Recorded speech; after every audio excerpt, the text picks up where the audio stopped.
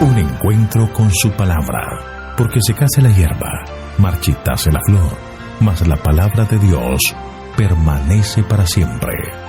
Con ustedes, el doctor José Ricardo Arias Quintero.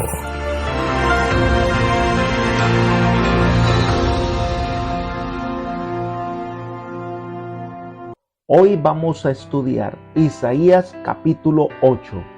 Sea Jehová vuestro temor. Te invito a orar.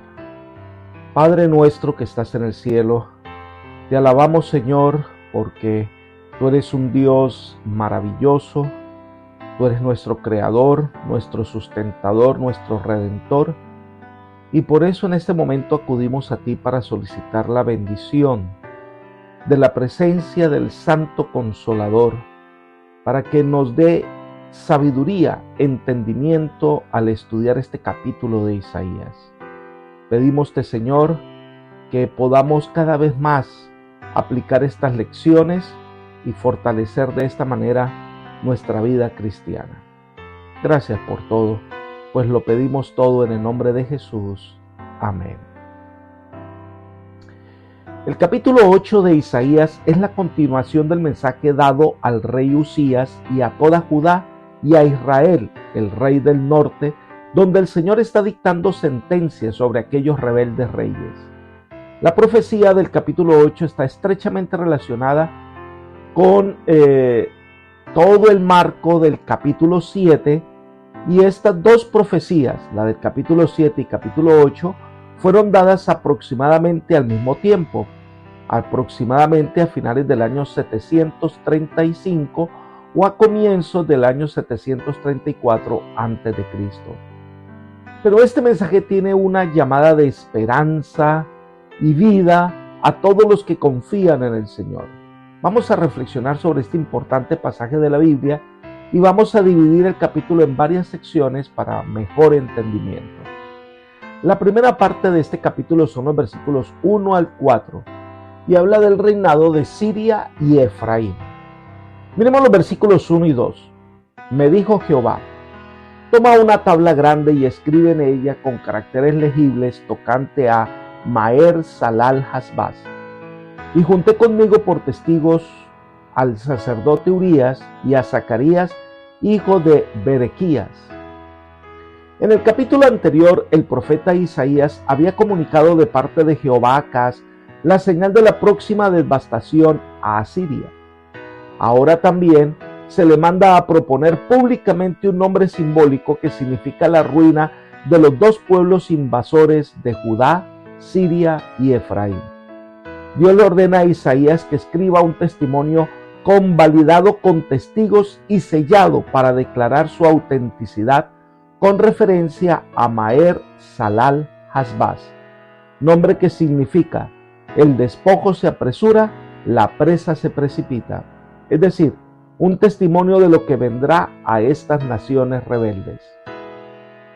Leamos el versículo 3. Me llegué a la profetisa, la cual concibió y dio a luz un hijo, y me dijo Jehová: ponle por nombre Maher Salal Hasbaz. Isaías se allega a su esposa, reconocida también como profetisa, y tienen un hijo, y Dios le dice que le coloque el nombre de Maher Salal Hasbaz, que va a ser de testimonio de la palabra de Dios constantemente al pueblo. Recordemos que Isaías tuvo dos hijos, Sear-Jesub, que significa el remanente volverá, y Maher Salal Hasbaz, que significa el despojo se apresura y la presa se precipita. Es un testimonio claro y constante del mensaje de Dios para este pueblo rebelde. Versículo 4. Porque antes que el niño sepa decir Padre mío y Madre mía, será quitada la riqueza de Damasco y los despojos de Samaria delante del rey de Asiria. Los niños pueden decir papá y mamá al cumplir aproximadamente el primer año de edad. Antes de que este niño tuviera 2 años, los asirios saquearían tanto a Israel como a Siria. Esta profecía se cumplió en el año 732 a.C. Tiglat-Pileser III es el rey asirio que destruyó estas dos naciones. Por esta época, Acaz, que era el rey de Judá, ante el inminente conflicto con Israel y Siria, comete un error fatal. Si vamos a 2 de Reyes, capítulo 16, versículos 7 al 9, allí encontramos que Acaz pidió auxilio a Asiria, a Tiglat-Pileser, que tomó la ciudad de Damasco, llevó cautivos a sus habitantes y mató a Resín, que era el rey. Así que en vez de confiar en Dios para que le ayudara, Acaz había pedido a Tiglat-Pileser que lo salvara de mano de los reyes de Israel y de Siria. Al hacer esto, Acaz abrió la puerta para la destrucción de Judá. En la segunda sección de este capítulo 8 de Isaías, se habla de la invasión de Judá por los asirios. Leamos los versículos 5 al 8. Otra vez volvió Jehová a hablarme diciendo: por cuanto desechó este pueblo las aguas de Siloé que corren mansamente, y se regocijó con Resín y con el hijo de Remalías, he aquí, por tanto, que el Señor hace subir sobre ellos aguas de ríos impetuosos y abundantes. El rey de Asiria con todo su poder. Él rebasará todos sus ríos y desbordará sobre todas sus riberas, y pasando por Judá, inundará y seguirá corriendo hasta llegar a la garganta. Luego, extendiendo sus alas, llenará la anchura de tu tierra, Emmanuel. Es clara que esta advertencia también es para Judá y Jerusalén. Desecharon las aguas mansas de Siloé, simbolizan el mensaje de confianza frente a Asiria, implícito en el nombre Emmanuel, Dios con nosotros. Son una representación del Dios eterno que iba a estar con ellos. El rechazo de las aguas de Siloé equivalía a abandonar el consejo de Dios y prefirieron las aguas del Éufrates, es decir, pusieron su confianza en el rey de Asiria, que a su vez traicionaría a Judá y vendrá a arrasar la tierra de Judá. Todo esto estaba implícito en el nombre de Maher Salal Hasbad. El despojo se apresura, la presa se precipita. Por causa de su desobediencia e incredulidad, la tierra de Judá no quedaría totalmente libre del ataque asirio. Israel sería del todo destruido, pero Judá no sería completamente abnegada. Aunque en un principio fuera pequeña, la inundación aumentaría hasta que las aguas llegarían hasta el cuello de Judá. La historia registra que finalmente Judá, menos la ciudad de Jerusalén, cayó transitoriamente en manos de los asirios.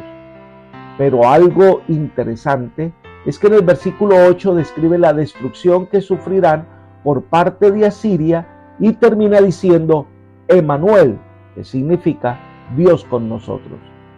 La mención de este nombre era un recordatorio de que Israel prosperará si tiene a Dios consigo. Pero lamentablemente Israel perdió por completo la presencia de Dios y muy parecido fue el caso de Judá. Ahora, para aquellos fieles hijos de Dios, el fiel remanente que confía en el Señor, recuerden que el Señor es Emmanuel, Él está con ellos y este es un mensaje alentador e inspirador para los fieles hijos de Dios. En la siguiente sección viene la amenaza a las naciones. Hay una descripción de los pueblos que hacen el mal, que se ponen de acuerdo para destruir a los hijos de Dios. Estos son los versículos 9 y 10. Leamos. Reuníos pueblos y seréis quebrantados. Oíd todos los que sois de tierras lejanas. Ceñíos y seréis quebrantados. Preparaos y seréis quebrantados. Haced planes y serán anulados. Proferid palabras y no será firme, porque Dios está con nosotros. Isaías habla aquí a las naciones paganas que pensarían en aconsejarse mutuamente para ir contra Dios y les advierte, con nosotros está Dios. Dios puede anular el consejo de los impíos que se proponen contrariar los propósitos divinos. Y más adelante la Escritura nos cuenta de reyes que confiaron en el Señor y que fueron rodeados por el enemigo, como es el caso de Ezequías, que estaba rodeado por el gran ejército de Sennacherib. Entonces estimuló al pueblo con las siguientes palabras inspiradoras que encontramos en 2 de Reyes, capítulo 32, versículos 7 al 8. Esforzaos y animaos, no temáis ni tengáis miedo del rey de Asiria, ni de toda la multitud que con él viene, porque hay más con nosotros que con él. Con él está el brazo de Carné, pero con nosotros está Jehová, nuestro Dios, para ayudarnos y pelear nuestras batallas. Y el pueblo tuvo confianza en las palabras de Ezequías, rey de Judá. Que la destrucción era inminente, pero que al confiar en el Señor, Dios en una sola noche puede destruir los enemigos de Judá y de Israel. Elena de White describe al fiel remanente que había en Judá. Dice: pero moraba en Judá algunos que se habían mantenido fieles a Jehová, negándose firmemente a practicar la idolatría. A los tales consideraban con esperanza Isaías, Miqueas y sus asociados. Mientras miraban la ruina labrada durante los últimos años de Acaz, su santuario estaba cerrado, pero a los fieles se les dio esta seguridad: Dios con nosotros. A Jehová de los ejércitos, a él santificad, sea él vuestro temor y él sea vuestro miedo. Entonces él será por santuario. Libro Profetas y Reyes, página 244. Dios está con ellos que le sirven de corazón. Debemos recordar siempre que Dios está a nuestro lado. No podemos temer a los que lo vayan a fraguar o lo que vayan a fraguar en nuestra contra. No debemos temer nada que el enemigo planee en contra nuestra. Dios está con nosotros. Dios es nuestro escudo, nuestra fortaleza, nuestro auxilio. Dios a nuestro lado, nada debemos temer. La siguiente sección del capítulo 8 de Isaías son los versículos 11 al 15. Esta es una revelación que Dios le hace a Isaías en donde muestra su poder y su bondad. Miremos los versículos 11 y 12. Porque Jehová me habló de esta manera con mano fuerte y me advirtió que no caminara por el camino de este pueblo diciendo: no llaméis conspiración a todas las cosas que este pueblo llama conspiración, ni temáis lo que ellos temen, ni tengáis miedo. Isaías no debía ceder a la tendencia popular de alejarse de Dios. Dios pronunció esta orden en forma enfática, con mano fuerte, dice. Isaías no tenía por qué dudar en cuanto al camino correcto que debía seguir. El Señor le dice a Isaías, y éste repite las palabras del Señor al pueblo: no debes caminar por donde este pueblo camina, no debes tomar las decisiones que este pueblo toma. El aliarse con una nación pagana no era lo mejor. Por lo tanto, el mensaje claro de Dios debía tomarse como un llamado de amor, no como una conspiración. Tengamos presente que no necesariamente lo que piensa la mayoría es lo mejor. No siempre el camino que toman la mayoría es el mejor camino. Isaías: no debes creer sobre todo lo que ellos dicen de conspiraciones y sienten temor de los hombres. Ya les dijo que los planes de esos enemigos no van a prosperar, así que no les teman. Este pueblo, al hacer alianza con las naciones paganas, ha deshonrado a Dios. Elena de White toma este incidente y aplica esta a la lucha que el enemigo está fraguando contra Dios y los hombres.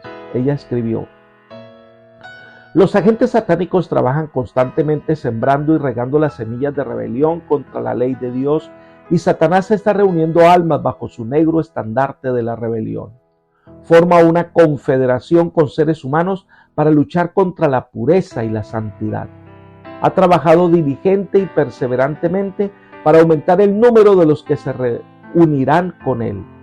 Mediante la forma en que presenta las cosas, procura aumentar la distancia entre el cielo y la tierra, y crece su convicción de que puede agotar la paciencia de Dios, extinguir su amor por el hombre y hacer que sea condenada toda la raza humana. Review and Herald, 21 de octubre del año 1902. Lamentablemente los hombres, para hacer el mal, se unen más rápidamente para ejecutar su voluntad, y es difícil unir a los hijos de Dios para hacer el bien. Por eso Dios nos llama a considerar las cosas en su verdadero sentido. Entonces envía un mensaje a Judá e Israel, el reino del norte. Le dice en el versículo 13: a Jehová de los ejércitos, a él santificad. Sea él vuestro temor y él sea vuestro miedo. Al que deben temer de verdad es al Señor Dios Todopoderoso. Ese temor es reconocimiento, adoración, entrega al Señor. Si el pueblo no captaba la visión de la infinita santidad de Dios, nunca alcanzaría la santidad. Dios los está llamando a que confíen en Él, porque Dios puede librarles. En vez de confiar en Siria y en Asiria, les dice, confíen en el Señor. Versículo 14.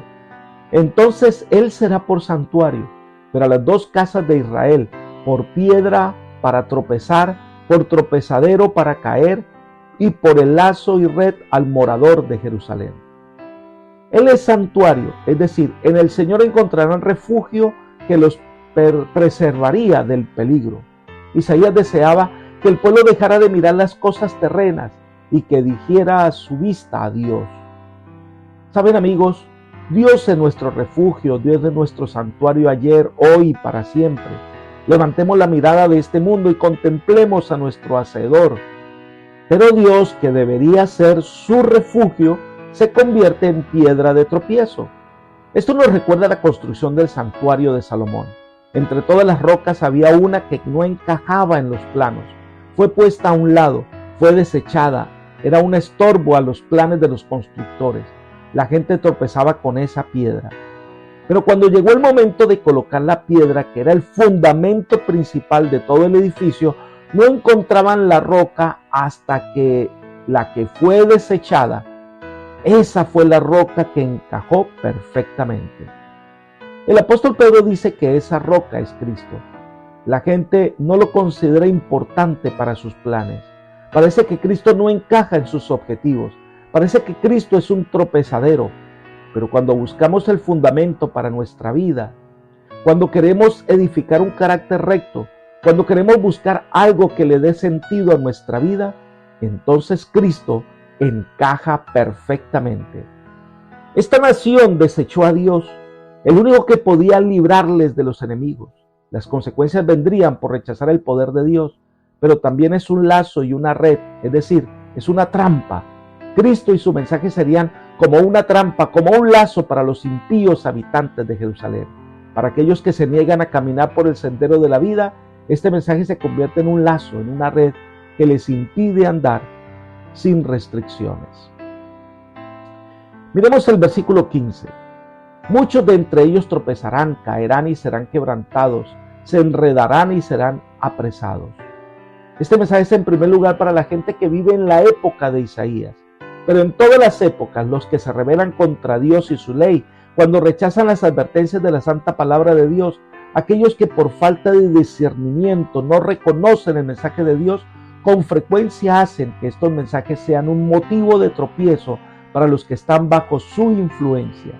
Nadie necesita caer en el lazo si tiene percepción espiritual y ama la verdad. La última parte de este capítulo son una cantidad de consejos que Isaías ahora imparte a sus discípulos referente a la necedad del pueblo de Israel. Versículos 16 al 22. El primer consejo lo vemos en el versículo 16.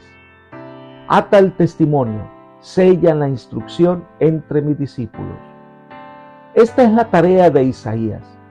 Es una referencia a la costumbre que los documentos serían enrollados y atados y el nudo se colocaba el sello validando la autenticidad. Isaías había presentado el mensaje de Dios para el pueblo, había presentado el mensaje de vida. Isaías ahora, presentando un mensaje de vital importancia para el pueblo, el mensaje divino para la nación, este mensaje debía ser cuidadosamente conservado. Dios había dado su santa ley a Israel y la obediencia a esa ley significaba vida para toda la humanidad. Era de vital importancia que el pueblo escuchara, que la ley fuera guardada intacta a través de las edades y que ni una jota ni una tilde fuera alterada o invalidada por motivo alguno. Versículo 17 es una declaración especial. Dice: esperaré pues a Jehová, el cual escondió su rostro de la casa de Jacob. En él confiaré. El profeta sabe que Israel se apartó de Dios. El rostro de Jehová no está en ese pueblo. Ya ese pueblo no encuentra al Señor. Pero Isaías espera en el Señor y confía en el Señor. Esta es su respuesta personal. No importa lo que los otros puedan hacer, el profeta afirma su propósito de obedecer a Dios, confiar en Él y hallar en el Señor su fortaleza. Miremos el versículo 18.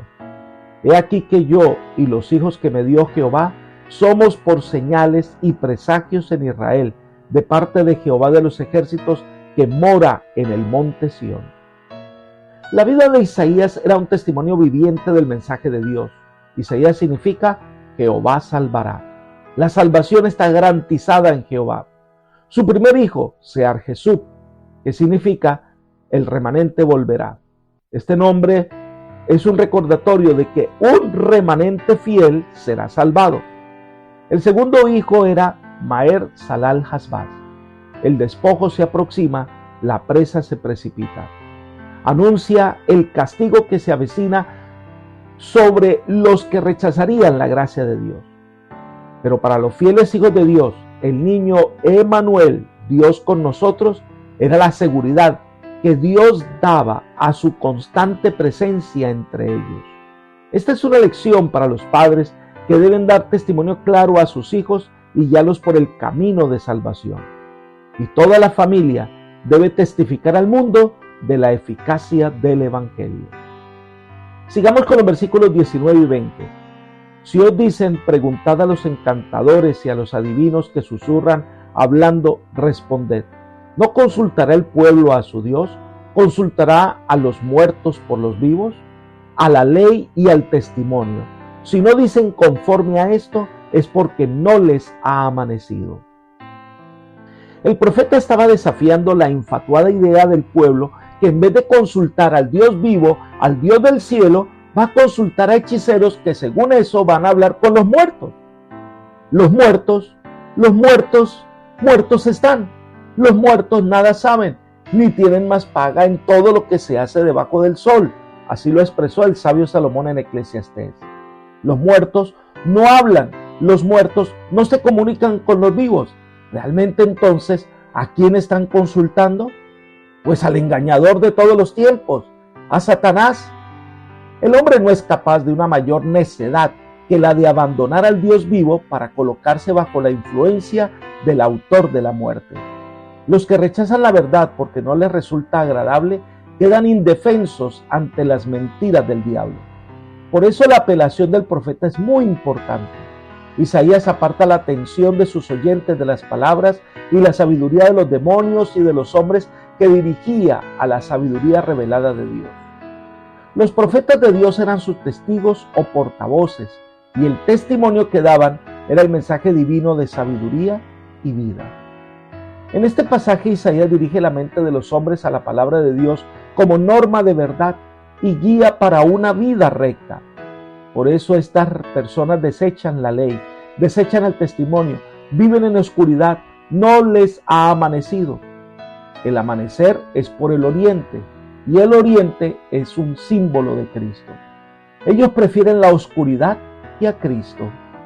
Y la destrucción es inminente, no porque Dios quiera que ocurra, no porque Dios se ha encaprichado en destruir a Israel.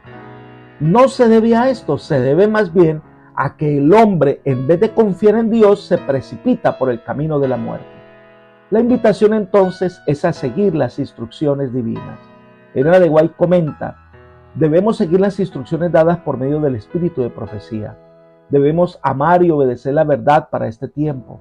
Esto nos salvará de aceptar fuertes engaños. Dios nos ha hablado por medio de su palabra. Él nos ha hablado por medio de los testimonios para la iglesia y por los libros que han ayudado a hacer claro nuestro deber actual y la posición que debemos ocupar. Libro del Evangelismo, página 192.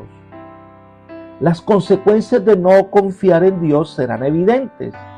Terminemos el estudio del capítulo 8 con los versículos 21 y 22.